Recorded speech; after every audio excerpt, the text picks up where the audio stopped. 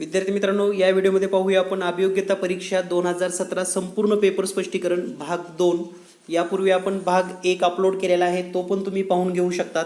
आणि ज्या विद्यार्थ्यांना संपूर्ण पेपर म्हणजे जवळपास 29 ते 30 पेपरचं स्पष्टीकरण पाहिजे, त्यांना संपूर्ण स्पष्टीकरणाच्या व्हिडिओसाठी या नंबरवर आपण व्हॉट्सअप करू शकतात। पाहूया या व्हिडिओमध्ये भाग 2 अभियोग्यता पेपर स्पष्टीकरण लगेच। या व्हिडिओमध्ये पाहूया आपण विद्यार्थी मित्रांनो 2017 12 डिसेंबर रोजी झालेला सकाळचा पेपर जो आहे त्याचा पार्ट 1 आपण पाहिलेला आहे। पहिले 100 प्रश्नांमध्ये जेवढे काही गणित होते ते आपण सोडून दिलेले आहेत। आज आपण भाग 2 पाहत आहोत। पेपर पहिलाच आहे भाग 2। यामधील पुढील महत्त्वाचे प्रश्न, यामधील पहिला प्रश्न आहे 2 पुरुष आणि 3 मुलं एक काम 10 दिवसांमध्ये करू शकतात, तर 3 पुरुष आणि 2 मुलं तेच काम 8 दिवसात करतात, तर 2 पुरुष आणि 1 मुलगा तेच काम किती दिवसात करेल। तर पहा, आता या ठिकाणी हा प्रश्न थोडा वेळखाऊ आहे, कारण पूर्ण स्पष्टीकरण आपण या ठिकाणी पाहणार आहोत। तर समजा पुरुषाचे जे काम आहे, पुरुष त्यांचं काम आपण x मानूयात आणि मुले त्यांचं काम आपण y मानूयात, म्हणजे हे एका दिवसाचं काम आहे। तर 2 पुरुषाचं काम 2x होईल आणि 3 मुलांचं काम 3y होईल। तर या ठिकाणी आपल्याला माहिती आहे की 2 एकत्र जर काम करत असतील तर त्यासाठी आपण सूत्र जे वापरतो त्या सूत्रानुसार 1/2x अधिक 1/3y बरोबर एकूण 10 दिवस, म्हणजेच आपल्याला 1/10 लिहावं लागेल।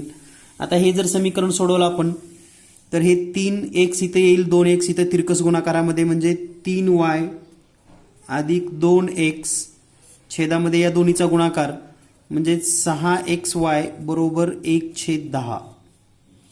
यांचा जर आपण तिरकस गुणाकार करून ठेवला तर आपल्याला असं लिहिता येईल, 10 जर याला गुणलं तर 30y अधिक 20x बरोबर 6xy। तर हे आपलं समीकरण 1 आहे, लक्षात ठेवा। त्यानंतर दुसऱ्या कंडिशनमध्ये आपल्या लक्षात येईल की 3 पुरुष आणि 2 मुलं 8 दिवसामध्ये काम करतात, म्हणजेच आपण असं लिहू शकतो 1/3x अधिक 1/2y बरोबर 1/8। पुन्हा या ठिकाणी या दोन्हीची बेरीज करूया, 2y अधिक 3x छेदामध्ये दोन्हीचा गुणाकार म्हणजे 6xy बरोबर 1/8। पुन्हा या ठिकाणी तिरकस गुणाकार 8 जर याला गुणलं तर 16y अधिक 8×3 = 24x बरोबर 6xy, म्हणजे हे 6x आणि 1 चा गुणाकार केलेला आहे।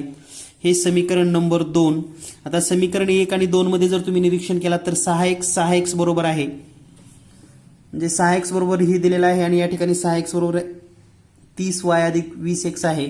यावरून आपण असं लिहू शकतो की हे जे 2 आहेत म्हणजे 30y अधिक 20x बरोबर 16y अधिक 24x। यानंतर या ठिकाणी पहा, आपण हे 16y इकडे घेऊयात, 20x तिकडे घेऊयात, म्हणजे आपल्याला असं लिहिता येईल 30y वजा 16y बरोबर 24x वजा 20x। ही जर वजाबाकी केली तर 30y मधून 16y गेले, 14y बरोबर या ठिकाणी जर वजाबाकी केली तर हे येईल 4x। त्यानंतर पहा, आता 14y बरोबर 4x, याचाच अर्थ याला जर 2 न भागलं तर 7y बरोबर 2x। तर आता हे लक्षात ठेवा, आपल्याला एक समीकरण मिळालेलं आहे 7y बरोबर 2x, म्हणजेच 2 पुरुषाचं जेवढं काम आहे 2x म्हणजे 2 पुरुष तेवढंच काम 7 मुलं करतात, एवढं लक्षात ठेवा। यानंतर आता आपण थोडं निरीक्षण करूयात पुढील गणितामध्ये। 2 पुरुष आणि 3 मुलं 10 दिवसामध्ये काम करतात, तर पहा 2 पुरुष म्हणजे 2x अधिक 3 मुलं म्हणजेच 3y, परंतु 2x म्हणजे आपल्याला किती दिलेला आहे, 2x म्हणजे 7y, म्हणजे या ठिकाणी आपण असं लिहू शकतो 2x च्या ऐवजी 7y आणि हे 3y जशाला तसं, म्हणजे थोडक्यात 10y। याचाच अर्थ 10 मुले हे काम 10 दिवसात करतात। हे 10 मुलामध्ये कन्वर्ट कसं केलं पुन्हा एकदा सांगतो, 2x म्हणजेच 7y म्हणजे 2 माणसाचं जेवढं काम आहे तेवढं 7 मुलं करतात. म्हणजे 7y आणि 3y 10y म्हणजे 10 मुलं, 10y म्हणजेच 10 दिवस. आता आपल्याला जे विचारलेलं आहे ते 2 पुरुष प्लस 1 मुलगा. आता 2 पुरुष म्हणजे आपल्याला माहिती आहे 2x, तर 2x अधिक y याचा अर्थ असा होतो 2x म्हणजे किती 7y आणि हे 1y म्हणजेच 8y. 8y म्हणजेच 8 मुले किती दिवसात काम करतील. आता हे सिंपल इक्वेशन तयार झालेलं आहे. म्हणजे या ठिकाणी 10y 10 दिवसामध्ये तर 8y किती दिवसामध्ये. तर आपल्याला माहिती आहे कामगार किंवा मुलं आणि दिवस यामध्ये व्यस्त प्रमाण असतं. म्हणजे जर मुलं वाढली किंवा कामगार वाढली तर दिवस कमी होतात आणि मुलं किंवा कामगार कमी केले तर दिवस वाढतात. म्हणजे यांचं व्यस्त चलन आहे, व्यस्त चलन. म्हणून यांचा गुणाकार सारखा असतो. म्हणून 10y गुणिले 10 बरोबर 8y गुणिले दिवस आपल्याला शोधायचे आहेत. तर आता हे 8y इकडे गुणाकारामध्ये येईल. म्हणजे आपण असं लिहू शकतो या ठिकाणी पहा, दिवस बरोबर 10y गुणिले 10 छेदामध्ये 8y, y कट झालं, पुढे येईल 100/8 आणि 100/ला जर 8 न भागलं तर उत्तर येतं 12.5. आणि म्हणून या प्रश्नाचं जे उत्तर आहे पर्याय क्रमांक 2 12.5 दिवस लागतील. आता हा प्रश्न तुम्हाला किती वेळेमध्ये सुटतो किंवा तुमच्याकडे वेळ उरला तरच अशासारख्या प्रश्नाला तुम्ही सोडवा किंवा डायरेक्ट स्किप केला तरी चालेल. कारण एखादा प्रश्न स्किप केला तरी चालतो. कारण आपल्याकडे 70 ते 80 प्रश्न आहेत. त्यामधले 5 प्रश्न तुम्ही सोडून जरी दिलेत तरी इतका फरक पडणार नाही. परंतु बाकीचे 75 प्रश्न 70 प्रश्न ॲक्युरेट सोडवा. त्या ठिकाणी तुम्ही चुका करू नका. यानंतर पाहूया आपण पुढील प्रश्न. पुढील प्रश्न आहे एक्स पासून सुरुवात करून जयंत 15 मैल पश्चिमेला चालत गेला. तर पश्चिमेला म्हणजे आपण या ठिकाणी जर लिहिलं तर पहा, जनरली आपण पूर्व, पश्चिम, उत्तर आणि दक्षिण अशा दिशा गृहीत धरतो. तर तो पश्चिमेला 15 किलोमीटर गेला. म्हणजे इथं होता, हे 15 किलोमीटर अंतर आपण समजूयात पश्चिम दिशेला इथं आलेला आहे. तो डावीकडे वळला आणि 20 मीटर चालत गेला. पुन्हा डावीकडे म्हणजेच खालची बाजू या ठिकाणी, तर तो 20 किलोमीटर चालत आलेला आहे. त्यानंतर तो डावीकडे वळला 15 किलोमीटर, पुन्हा 15 किलोमीटर म्हणजे पुन्हा परत या ठिकाणी आलेला आहे. याच सरळ रेषेमध्ये तुम्हाला दिसेल हा 15 किलोमीटर परत. नंतर तो उजवीकडे वळला. आता उजवीकडे म्हणजेच या ठिकाणी आपल्याला दिशा खाली घ्यावी लागेल. तर हा इकडं आलेला आहे आणि तो 12 मीटर चालत गेला.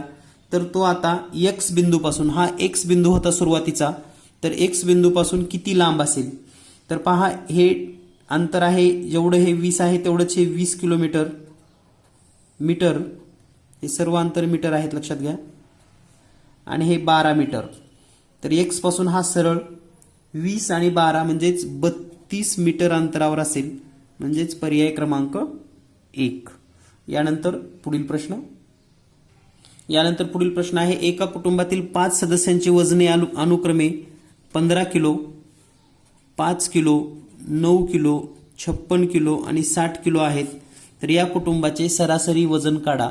तर पहा, जर आपण बेरीज केली तर 5 आणि 5 10 आणि हे 9, 19 आणि 6 25 ला 5, हातचे 2, 6 आणि 5 11, 12 आणि 2 14 म्हणजे 145 होईल. आणि 145 ला 5 न जर भागलं तर उत्तर येईल 29. पर्याय क्रमांक 2. यानंतर पुढील प्रश्न आहे, या ठिकाणी एक संख्या मालिका दिलेली आहे आणि पुढील पद शोधायचं आहे. तर पहा, संख्या मालिकेमध्ये काय केलेलं आहे, 4, 7, 11, 18, 29, 47 आणि पुढे प्रश्नचिन्ह आहे 123 आणि 199. तर या ठिकाणी 4 आणि 7 यांची बेरीज केलेली आहे आणि इथं 11 लिहिलेला आहे. त्यानंतर 7 आणि 11ची बेरीज 18, 11 आणि 18ची बेरीज 29, 18 आणि 29ची बेरीज 47. आता पुढे 29 आणि 47ची बेरीज इथे येईल. म्हणजेच 29 अधिक 47, 9 आणि 7 16ला 6 चली 1, 4 आणि 2 6 आणि 1 7. म्हणजे प्रश्नचिन्हाच्या ठिकाणी असेल 76. पर्याय क्रमांक 1. यानंतर पुढील प्रश्न, यानंतर पुढील प्रश्न आहे, एका दूध विक्रेत्याकडे 2 प्रकारचे द्रावणे आहेत. पहिल्या कंटेनरमध्ये दुधाची टक्केवारी 80% आणि दुसऱ्या कंटेनरमध्ये दुधाची टक्केवारी 60% आहे. जर पहिल्या कंटेनरमधून 28 लिटर दूध व दुसऱ्या कंटेनरमधून 32 लिटर दूध एकत्र केले तर या मिश्रणात दुधाची टक्केवारी काय असेल? तर पहा, पहिल्या याच्यामध्ये 80% आहे, दुसऱ्यामध्ये 60% आहे. पहिला 28 लिटर घेतलं म्हणजेच 28 गुणिले 60% जर केला आपण 60/100, तर या ठिकाणी 1010 कट करूयात, हे येईल 224/10. दुसऱ्या कंटेनरचं 32 लिटर आहे म्हणजे 32 लिटर गुणिले पहिल्याची 80 टक्केवारी आहे, दुसऱ्याची 60/100, 1010 कट केलं तर 32 गुणिले 6 केल्यानंतर येईल 192 छेदामध्ये 10.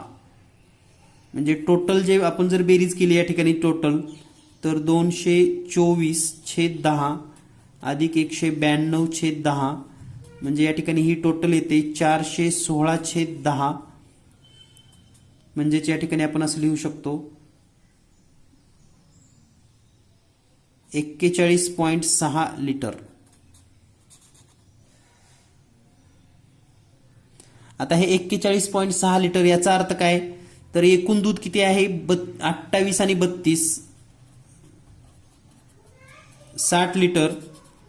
60 लिटर दुधामध्ये 41.6 तर शेकडा किती? मग आपल्याला असं लिहावं लागेल 41.6/60 गुणिले 100. आणि हे जर तुम्ही कॅल्क्युलेशन केलं, 00 कटवलं, पुन्हा 6 जर हा भागाकार केला तर याचं उत्तर येतं 69.33. तर हा पर्याय या ठिकाणी उपलब्ध आहेत. यानंतर पुढील प्रश्न, यानंतर खालील सर्वात मोठा अपूर्णांक शोधा. तर या ठिकाणी पहिला अपूर्णांक आहे 17/23, दुसरा आहे 27/33, तिसरा आहे 37/43 आणि चौथा आहे 47/53. या प्रत्येक अपूर्णांकाचं एक वैशिष्ट्य आहे पहा, 17 आणि 23 मध्ये 6चा फरक दिलाय, 27 आणि 33 मध्ये 6चा फरक आहे, 37 आणि 43 मध्ये 6चा फरक आहे आणि 47 आणि 53 मध्ये पण 6चा फरक आहे. फरक जर समान असेल तर लक्षात ठेवा, ज्या ठिकाणच्या संख्या मोठ्या असतील तो अपूर्णांक मोठा, म्हणजे सर्वात मोठा हा असेल. 47/53 हा सर्वात मोठा. जर अंश आणि छेदामध्ये समान फरक असेल तर ज्या ठिकाणच्या संख्या मोठ्या त्या ठिकाणचा अपूर्णांक मोठा. यानंतर पाहूया आपण पुढील प्रश्न. यानंतर पुढील प्रश्न आहे 5, 8, 11, 14 या श्रेणीमध्ये 323 हे कितवे पद आहे?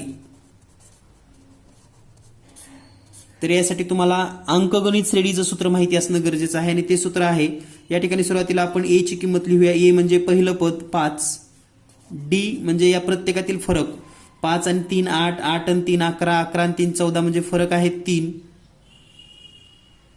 आणि हे जे पद दिलेलं आहे टी एन, माहित नाही आपल्याला किती आहे म्हणून टी एन 323. तर याचं सूत्र आहे टी एन बरोबर ए अधिक एन वजा 1 कंसाच्या बाहेर डी. तर हे टी एन म्हणजे 323 लिहूयात आपण. ए म्हणजे या ठिकाणी 5 अधिक एन वजा 1 कंसाच्या बाहेर हे 3 येईल. त्यानंतर हे 5 जे प्लस आहे ते इथं वजा होईल, म्हणजे 323 वजा 5 बरोबर 3 कंसात एन वजा 1. त्यानंतर या ठिकाणी वजाबाकी येईल 318 आणि हे 3 इथं गुणाकारातलं इथं भागाकारामध्ये येईल बरोबर एन वजा 1. 3 1 3, 3 1 3, 3 0 0, 3 6 18 म्हणजेच या ठिकाणी आलेला आहे भागाकार 106 बरोबर एन वजा 1. हे वजा 1 इकडे घ्या, 106 अधिक 1 बरोबर एन आणि म्हणून 107 बरोबर एन. तर एनची किंमत येईल 107वे पद 107. यानंतर पुढील प्रश्न आहे, खालील प्रश्नामध्ये दिलेल्या पर्यायामध्ये संबंधित अक्षर गट संख्या निवडा. 49 ला 81 तर 64 ला किती? तर पहा 49 म्हणजे 7चा वर्ग आहे आणि 81 म्हणजे 9चा वर्ग आहे. त्या पद्धतीनं 64 हा 8चा वर्ग आहे. आता यापुढे काय असेल मग पहा, यामध्ये दोन्हीचा फरक आहे तर इथं 2चा फरक म्हणजे 10चा वर्ग. याचाच अर्थ 100 उत्तर असेल, म्हणजे प्रश्नचिन्हाच्या ठिकाणी 100 येईल. यानंतर पुढील प्रश्न आहे, जर अधिक म्हणजे वजा, वजा म्हणजे गुणिले, वजा गुणिले म्हणजे भागाकार आणि भागाकार म्हणजे अधिक असेल तर या ठिकाणी एक गणित दिलेलं आहे, ते म्हणजे 3 अधिक 2 वजा 3 भागिले 5 गुणिले 10. हे आपल्याला सोडवायचं आहे. तर पहा, आता हे सोडवत असताना या ठिकाणी ज्या किमती सांगितलेल्या आहेत, अधिक म्हणजे वजा, म्हणजे अधिक म्हणजे वजा म्हणजे 3 वजा 2, त्यानंतर वजा म्हणजे गुणिले, या ठिकाणी गुणिले 3 येईल, भागिले म्हणजे अधिक म्हणजे या ठिकाणी येईल 5 आणि गुणिले म्हणजे भागिले, या ठिकाणी येईल भागिले 10.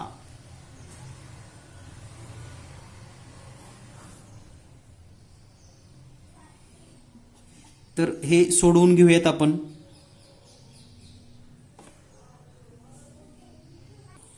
तर आता ह्या ठिकाणी आपल्याला नेमकं अडचण काय येणार आहे ते पहा. जेव्हा आपण 3 वजा 2 गुणिले 3 अधिक हा भागाकार जर केला तर हा उत्तर येतं 0.5. त्यानंतर पहा 3 आणि -6 -6 अधिक 0.5. तर या ठिकाणी 3 वजा 6 म्हणजेच या ठिकाणी येईल हे वजा 6 अधिक 0.5 म्हणजे उत्तर येतं 3 अधिक 0.5 म्हणजे वजा 2.5. परंतु हा पर्याय या ठिकाणी उपलब्ध नाही. परंतु आपण मराठीचा प्रश्न सोडून देऊन जर इतर दुसरा कुठला इंग्लिशमधला किंवा उर्दूमधला जर प्रश्न पाहिला तर तो आपण सोडवून घेऊयात. आपल्याला उत्तर त्या माध्यमातून तरी मिळालं पाहिजे. तर या ठिकाणी जे दुसरं गणित दिलेलं आहे ते आपण या ठिकाणी सोडवतोय पहा. 10 गुणिले 5 भागिले 3 वजा 2 अधिक 3. तर आपण हे 10 गुणिले म्हणजेच भागिले 5 भागिले म्हणजे अधिक 3 वजा म्हणजे गुणिले 2 आणि अधिक म्हणजे वजा 3. आता हे सोडवूयात.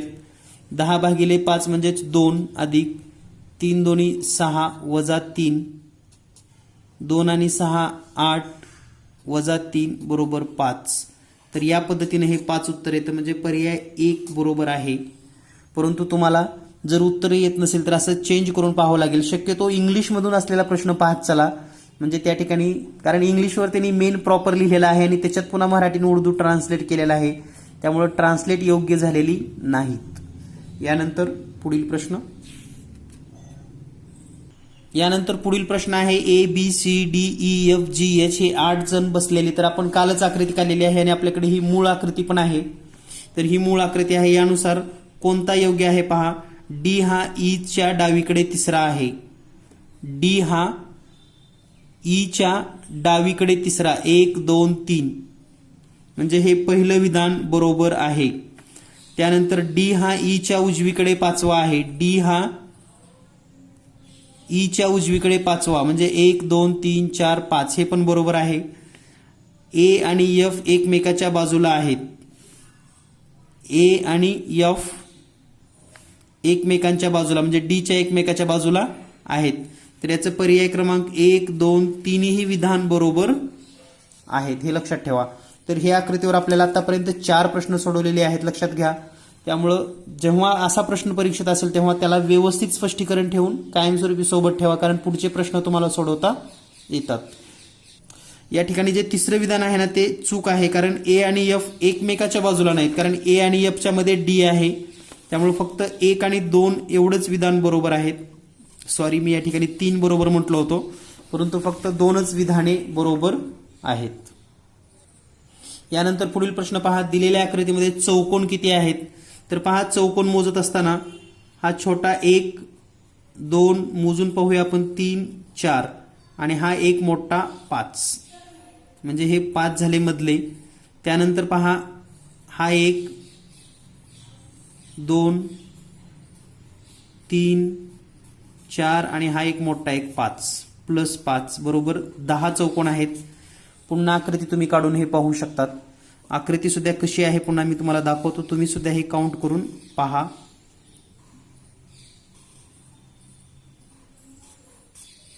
तर या पद्धतीने आकृती आहे, तुम्हीही पाहू शकता. यासारखा जर प्रश्न तुम्हाला सोडवायचा असेल तर यापूर्वीही तुम्हाला मी एक आयडिया सांगितली होती, ते म्हणजे एक खोडरबर तुम्ही घेऊ शकतात आणि खोडरबरवर तुम्ही या ठिकाणी याच दिशेनं असं धरायचं, याला ANLP टाकायचं.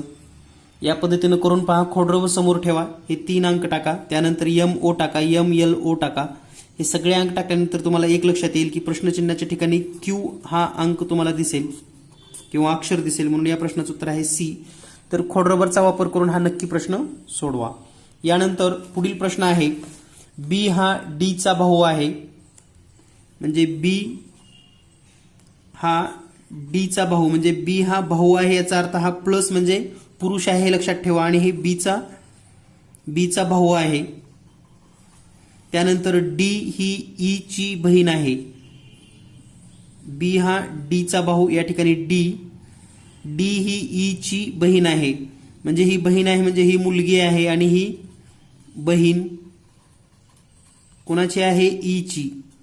आता E पुरुष आहे का स्त्री आहे माहिती नाही, म्हणून आपण याला असंच ठेवलं.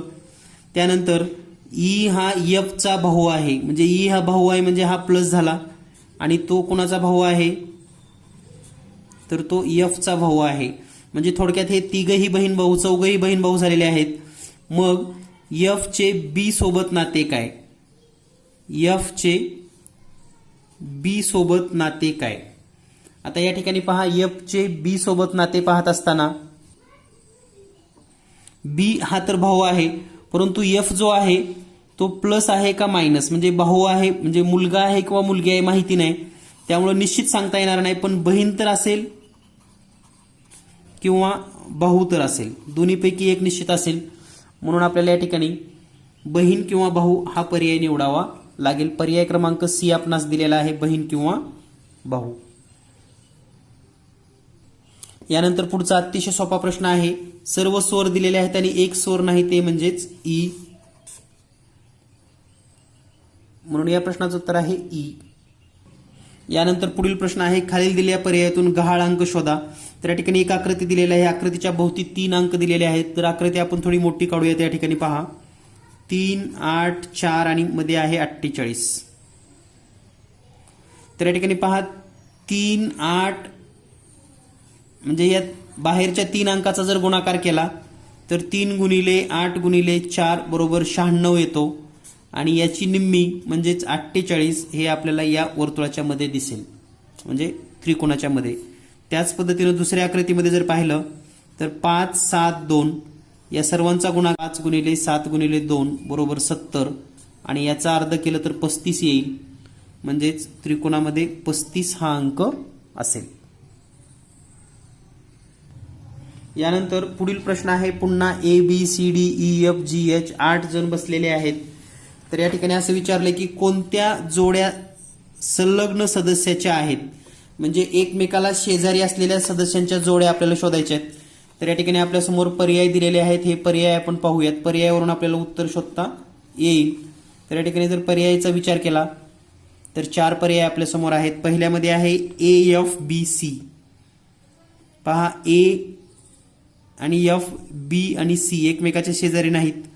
FHBG, F आणि H संलग्न नाहीत. AG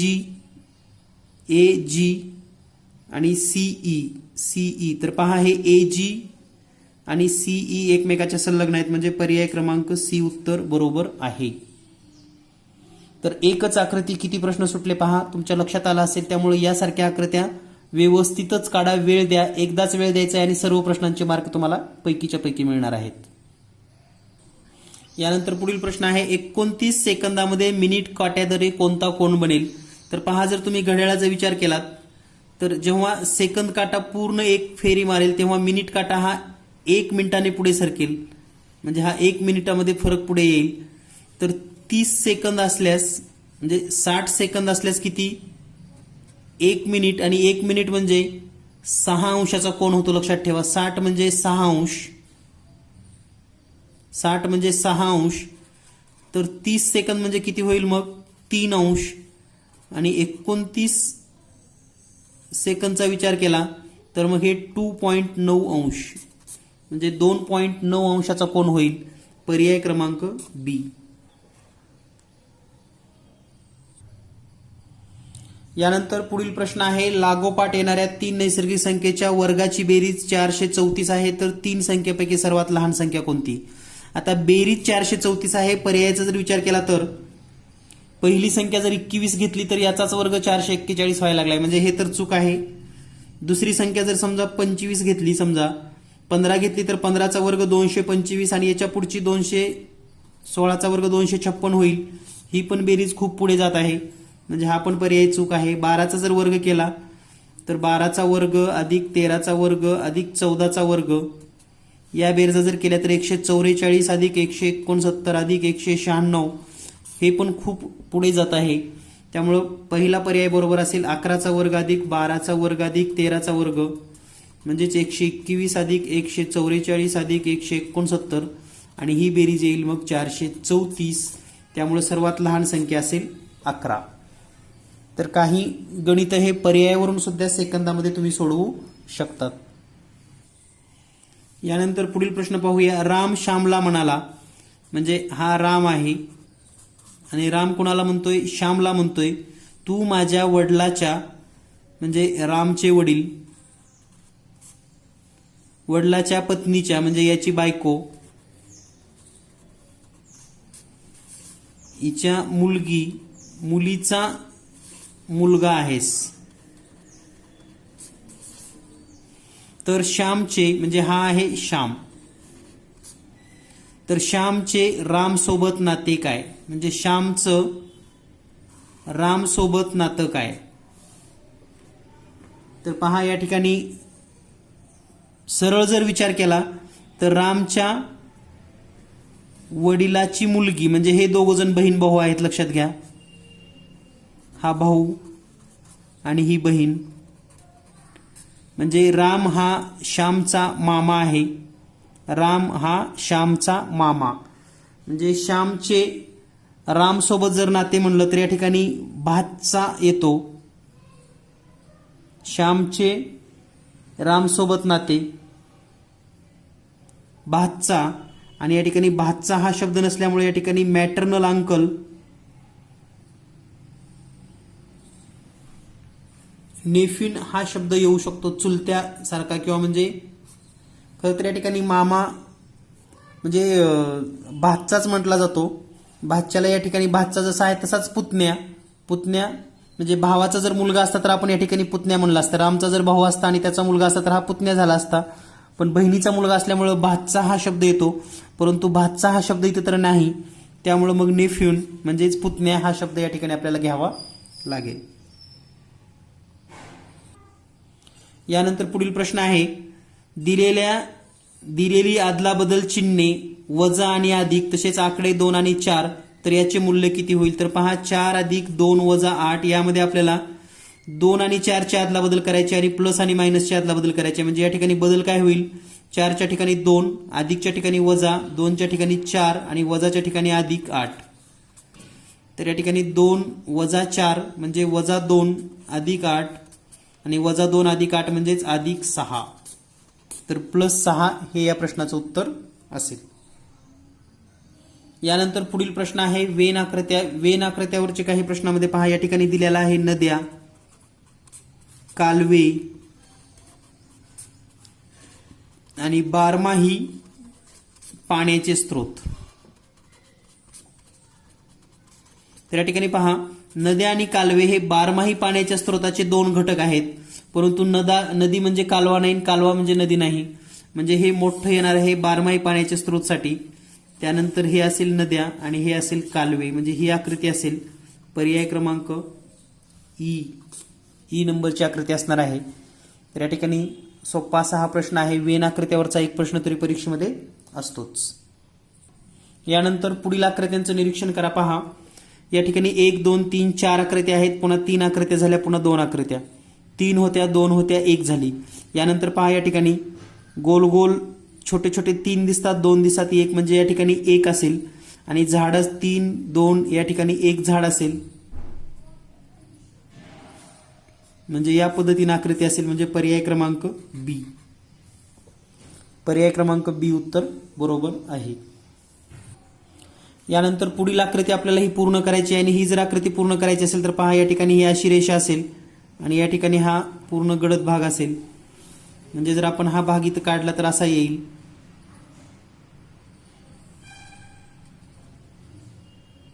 आणि हे आपल्याला या ठिकाणी पर्याय क्रमांक ए मध्ये उपलब्ध आहे. यानंतर पुढील भाग आहे. या ठिकाणी एकूण 9 आकृत्या दिलेल्या आहेत आणि प्रश्नामध्ये आपल्याला सांगितलेलं आहे की खालील आकृत्यांचे वर्गीकरण करा जे सारख्या गटातील असतील. तर पहा सारख्या गटाचा जर विचार केला तर हे पहिली जर आकृती पाहिली तर अशी आकृती तुम्हाला 5 मध्ये दिसेल, 7 मध्ये दिसेल. म्हणजे आपण 1, 5 आणि 7 चा गट करू शकतो. त्यानंतर पहा वर्तुळामध्ये अशी फुले आहे तर अशा आकृत्या कुठे दिसतील तुम्हाला या ठिकाणी त्रिकोणामध्ये, चौकोनामध्ये. म्हणजे या ठिकाणी आपल्याला कोणता गट घेता येईल पहा 2, हा 2, 6 आणि 9. आणि त्यानंतर राहिलेला जो गट आहे तो 3, 4 आणि 8, 3, 4 आणि 8. तर या ठिकाणी हे 3 गट समूह या ठिकाणी कुठं आहे ते आपल्याला शोधा. तर हे आपल्याला या ठिकाणी मिळतात 3, 8, 4, 3, 4, 8, 9, 2, 6. हे 9, 2, 6 मागं पुढे लिहिलेलं आहे पहा सर्व. तर हा गट बरोबर आहे. यानंतर पुन्हा कावळ्याच्या गोष्टीचा प्रश्न आलेला आहे आणि कावळ्याच्या गोष्टीमध्ये पुन्हा या ठिकाणी पहा पुनर्रचना केल्यानंतर खालीलपैकी कोणते वाक्य चौथे असेल. तर या ठिकाणचं जे चौथं वाक्य आहे पहा 1, 2, 3, 4 म्हणजे पी हे चौथं वाक्य आहे.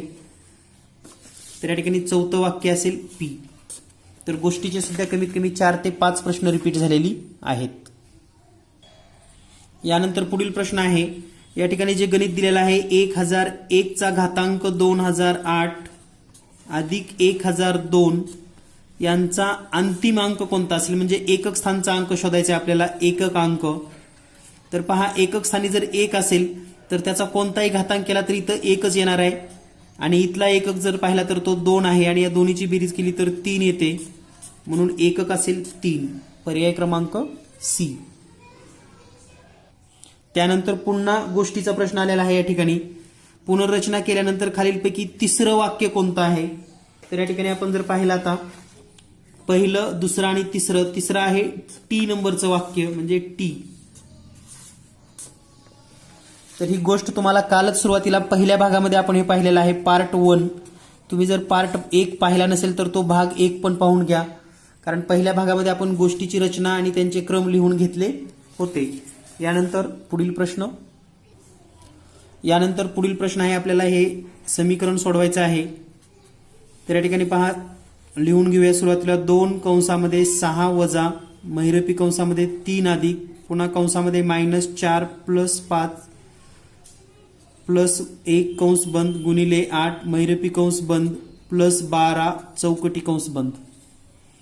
तर या ठिकाणी हे 2 कंसामध्ये 6 वजा महिरपी कंसामध्ये 3. आता हा पूर्ण कंस सोडून घेऊयात. -4 अधिक 2 अधिक 5 अधिक 1 -4 आणि अधिक 5 म्हणजे अधिक 1 आणि हे अधिक 1 म्हणजे या ठिकाणी राहील अधिक 2 गुणिले 8 महिरपी कंस बंद अधिक 12. त्यानंतर हे 2 वजा 6 वजा या ठिकाणी पहा 8 2 16 आणि हे 3 म्हणजे 19 येईल. महिरपी कंस बंद +12 चौकटी कंस बंद. त्यानंतर 2 वजा 6 वजा 19 अधिक 12. तर पहा हे 6 वजा 19 अधिक 12 हे सोडवत असताना हे 2 जशाला तसं वजा कंसामध्ये 6 मधून वजा 19 गेल्यानंतर या ठिकाणी राहील -13 अधिक 12. त्यानंतर पुढची स्टेप -2 वजा कंसामध्ये -12 अधिक -13 अधिक 12 म्हणजे -1 आणि हेच 2 वजा आणि वजा अधिक 1 बरोबर 3. तर या प्रश्नाचं उत्तर आहे पर्याय क्रमांक सी 3. यानंतर पुढील प्रश्न आहे. दिलेल्या आकृतीची आरशातील प्रतिमा आपल्याला शोधायची आहे. तर आरशातील प्रतिमा जर पाहिली आपण तर पहा हा बाण इकडे गेला तर हा बाण पण इकडे असेल. थोडं निरीक्षण केल्यानंतर या चारही आकृतीमध्ये तुम्हाला ही आकृती दिसेल. ए पर्याय क्रमांक ए. आणि सर्वात महत्त्वाचं म्हणजे जे आपलं गणित बुद्धिमत्ता विशेष प्रश्नसंच आहे. गणित बुद्धिमत्ता ज्यामध्ये 2800 प्रश्न सरावासाठी दिलेले आहेत. तर पूर्ण अभियोग्यताचे सर्व प्रश्न तुम्हाला म्हणजे त्यासारखे प्रश्न तुम्हाला त्या सराव संचमध्ये भेटतील. त्याचा सराव करा, नक्कीच त्याचा तुम्हाला फायदा होऊ शकतो. तुम्ही क्लास जरी नाही लावला तरी 2800 रुपयाचा प्रश्नसंच पोस्टाने मागवू शकतात. तर प्रश्नसंच तुम्हाला घरपोच मिळू शकतो. क्लास लावा किंवा न लावा प्रश्नसंच तुम्ही घेऊ शकतात, ज्यामध्ये गणित बुद्धिमत्तेचे 2800 प्रश्न उपलब्ध आहेत. यानंतर पुढील प्रश्न आहे, काही विधानं दिलेले आहेत. या विधानावरून आपल्याला निष्कर्ष सत्य आहेत का असत्य आहेत हे आपल्याला शोधायचं आहे. तर विधान 1 आहे, एक ही गाय खुडची नाही. तर या ठिकाणी आपण आकृती काढूयात. समजा ही आहे गाय आणि ही आहे खुर्ची. एक ही गाय खुर्ची नाही म्हणून आपण हे सेपरेट काढलेलं आहे. त्यानंतर सर्व खुर्च्या टेबल्स आहेत. या सर्व जेवढ्या खुर्च्या आहेत त्या टेबल आहेत, म्हणजे याच्यापेक्षा मोठा हा टेबलाची आकृती आपण या ठिकाणी काढू शकतो. तर आता निष्कर्ष पहा, काही टेबल्स खुर्च्या आहेत. तर काही टेबल्स खुर्च्या आहेत हे पहिलं विधान बरोबर आहे. काही टेबल्स गायी आहेत, काही टेबल्स गायी आहेत, चूक आहे. काही खुर्च्या गायी आहेत, खुर्च्या गायी काही संबंध नाही, म्हणजे हे पण चूक आहे. एकही टेबल गाय नाही, एकही टेबल गाय नाही, म्हणजे विधान 4 पण बरोबर आहे. म्हणजे विधान 1 आणि 4 हे दोनच बरोबर आहेत. तर या पद्धतीने तुम्ही पर्यायामध्ये कोणतं उत्तर आहे हे शोधू शकतात, परंतु आकृती काढत चला म्हणजे लवकर सोडवता येईल. यानंतर पुढील प्रश्न आहे, पर्यायामध्ये वेगळा असलेला शब्द शोधायचा आहे. तर पहा, पहिला जो शब्द आहे SUNDAY आणि याच्याबद्दल त्यांनी काय लिहिले पहा, YADNUS, म्हणजे YAD पहिले 3 अक्षर उलटे आहेत आणि पुढचे पहिले 3 जसे आहेत तसेच लिहिलेले आहेत SUN. दुसऱ्यामध्ये MOTHER, तर या ठिकाणी इथं हे 3 उलट इथं जशी लिहिली होती तशी इथं नाहीत आली. पुढच्या अक्षरमध्ये पाहूया आपण, PARENT, यामध्ये हे 3 उलट इकडे पहा, TNE आणि पहिले 3 जशाला तसे PAR, हे पण आहे जसं या ठिकाणी होतं तसंच या ठिकाणी आहे. त्यानंतर MOSTLY, यामध्ये हे 3 उलट लिहिलेत का चेक करा, YLT आणि पहिले 3 जशाला तसे MOS, म्हणजे ह्या तिन्ही मध्ये साम्य आहे. या ठिकाणी मात्र पहा डायरेक्ट इथं टी शब्द आला आहे, TM, म्हणजे हे वेगळं आहे. पर्याय क्रमांक बी. यानंतर पुढील प्रश्न आहे, पहिल्या 2 शब्दामध्ये जसा संबंध आहे तसाच तिसऱ्या आणि चौथ्यामध्ये आहे. पहिल्या 2 शब्दाचा जर आपण विचार केला या ठिकाणी NUMBER, तर याबद्दल त्यांनी लिहिलेलं आहे UN, म्हणजे हे 2 अक्षर बदललेले आहेत. त्यानंतर BM, पुन्हा हे 2 अक्षर एकमेकाच्या ठिकाणी घेतलेले आहेत. त्यानंतर RE.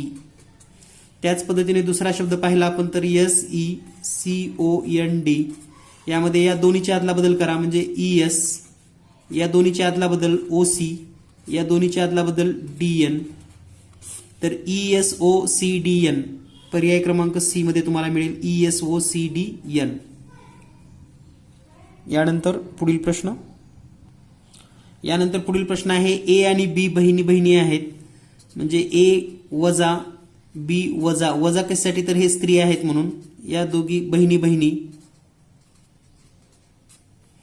R आणि S भाऊ आहेत. तर पहा R आणि S भाऊ आहेत, प्लस A ची मुलगी R ची बहीण आहे, म्हणजे A ची जी मुलगी असेल, A ची मुलगी ती R ची बहीण आहे. A ची मुलगी R ची बहीण आहे. मग B चे S सोबत नाते काय? तर पहा आता A ची मुलगी, या दोघी जर बहिणी असतील आणि हे जर मुलं असतील तर R ची किंवा या मुलीची ही मावशी झाली, ही पण मावशी झाली, म्हणजे या ठिकाणी मावशी हे उत्तर बरोबर आहे. आणि जर हा पर्याय नसेल तर मग या ठिकाणी इंग्लिशमध्ये आपल्याला काकी किंवा आंटी असा शब्द घ्यावा लागेल. त्या पद्धतीने आपल्याला उत्तर शोधावं लागेल. यानंतर पुढील प्रश्न आहे, ही जी आकृती दिलेली आहे आपणास, या आकृती या ठिकाणी कोणत्या आकृतीत मॅच होते असं विचारलेलं आहे. तर थोडं निरीक्षण केलं तर तुम्हाला या ठिकाणी बी आकृतीमध्ये ही आकृती दिसून येईल. म्हणजे आकृतीत लपलेला भाग आहे हा लपलेला भाग. तर अभियोग्यतेच्या विद्यार्थ्यासाठी 2800चा जो प्रश्नसंच आहे त्यामध्ये लपलेल्या आकृतीवरचे सुद्धा बरेच प्रश्न दिलेले आहेत. नक्कीच तुम्हाला त्याचा फायदा होऊ शकतो. या ठिकाणी एक तुम्हाला फोल्डिंगची आकृतीचा नमुना दिलेला आहे, परंतु यापासून फोल्डिंग आकृतीच तयार होत नाही. त्यामुळे हा प्रश्न चुकीचा आहे, कारण आकृती तयार करताच येत नाही. कारण या ठिकाणी पहा, 2 एका बाजूला दिले पाहिजेत आणि सरळ 4 रेषेमध्ये पाहिजेत. तर या ठिकाणी 3 इकडं आणि 3 इकडं, याला तुम्ही कसंही फोल्डिंग केला तरी आकृती तयार होऊ शकत नाही. यानंतर पुढचा प्रश्न पाहूया आपण. या ठिकाणी दिलेला, खुर्चीची किंमत 800 रुपये आहे. दुकानदाराने ती 10% आणि 15%च्या 2 सलग सवलतीवर खरेदी केली. त्याने वाहतुकीवर 25 रुपये खर्च केला आणि 800 रुपयाला विकली, तर त्याला नफ्याची टक्केवारी काय असेल? तर दिलेल्या माहितीनुसार पहा, 800 रुपयाची खुर्ची आहे सुरुवातीला, यावर 10% सूट मिळाली. 10% सूट म्हणजेच 80 रुपये, म्हणजे खुर्ची मिळाली 720 रुपयाला. पुन्हा 720 रुपयेवर 15% सूट आणि 15% सूट जर दिली तर यावरचे 15% आपण जेव्हा काढतो तेव्हा ही वस्तू त्याला मिळते 612 रुपयाला.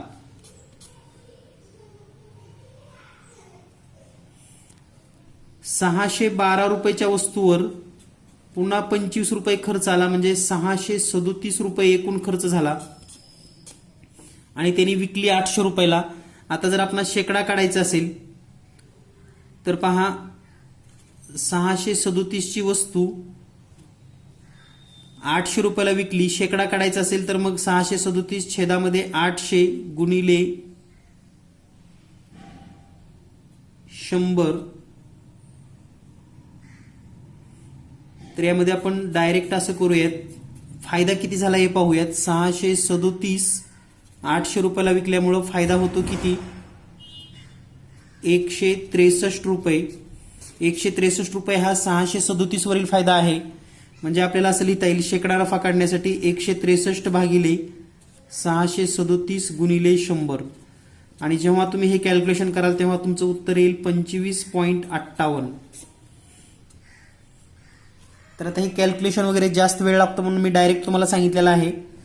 तर या पद्धतीनं 800 ची वस्तू 10% सूट दिल्यावर 720, पुन्हा 15% सूट दिल्यावर 612. 612च्या वस्तूवर 25 रुपये खर्च, 637 रुपये झाले. विकली 800 रुपयाला, म्हणजे फायदा झाला 163. आणि हा 637 वरील 163 रुपये फायदा आहे. तोच पर्सेंटेज काढण्यासाठी 163/637 गुणिले 100 हे कॅल्क्युलेशन करा. 25.58 इतकं उत्तर तुम्हाला मिळेल. यानंतर पुढील अतिशय सोपा प्रश्न, m गुणिले n बरोबर 13 गुणिले 14 दिलेला आहे. त्याच पद्धतीनं f गुणिले r. तर f चा क्रमांक आहे 6 आणि r म्हणजे 18. अनुक्रमांक आहेत हे अल्फाबेटचे. तर 25 अल्फाबेट तुम्हाला तोंडपाठ असणं गरजेचं आहे. कोणत्याही अल्फाबेटवर प्रश्न आला तर तुम्ही सोडवू शकाल. यानंतर पुढील प्रश्न आहे गुणाकाराचा 378 गुणिले 456. तर या ठिकाणी तुम्हाला डायरेक्ट गुणाकार करूनच चेक करावं लागेल उत्तर काय येतं. त्यामध्ये पण तुम्हाला 8 संग 48 म्हणजे एकक स्थानी 8 येणार आहे असाही पर्याय तुम्हाला निवडता येतो. तर हे तुम्ही पाहू शकाल.